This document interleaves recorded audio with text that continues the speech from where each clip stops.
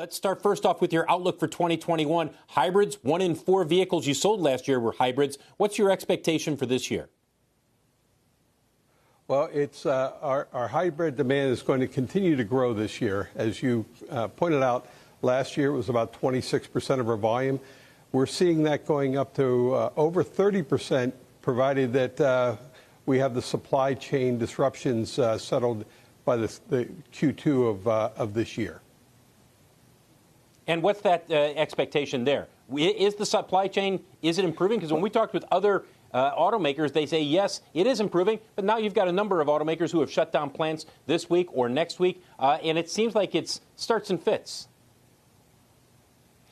Yeah, Phil, what we're seeing is improvement throughout the supply chain, both in terms of microchips as well as COVID shutdowns across the supply chain. We believe the demand will remain strong this year, and we're forecasting a 16.5 million automotive industry for the U.S. But that will come on a little bit later in the Q2 of this year when we start seeing stability to the supply chain across the entire industry. Bob, how much do you expect with hybrids that the demand there is being driven by higher gas prices, or is that a short-term phenomenon that you look at it and you say, yeah, it may bring a few more people into that market, but generally speaking, the hybrid buyer is the hybrid buyer? Well, we're seeing that change rapidly, and hybrid is becoming a mainstream powertrain for many of our models. We have currently today 18 different models in our lineup that have hybrid powertrains, and the reason they're so popular is because they fit the needs of so many customers. I'll give you an example. A hybrid that I'm driving today is a plug-in hybrid. It delivers 40 miles of EV range, which gets me through my day, my daily commute.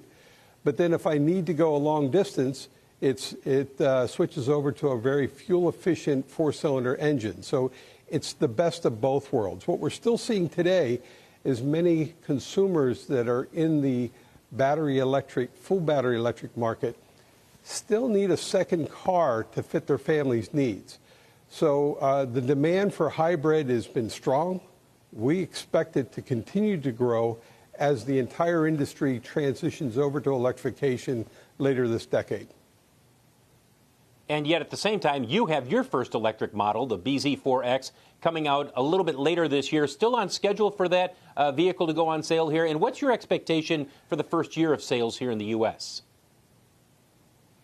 Well, it'll be a slow ramp up as we enter this new manufacturing world of battery electrics. But as you pointed out, Phil, we right now have about 62% market share of the hybrid market.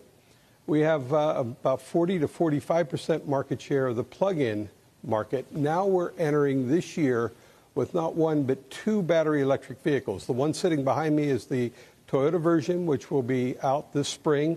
And then later, very late this year, we'll be introducing our second battery electric vehicle as a Lexus called the Lexus RZ. And that's the first of many battery electrics that are coming. So we think right now the infrastructure as well as consumer demand is at the tipping point that we're going to start entering and bringing more and more of these models to the market.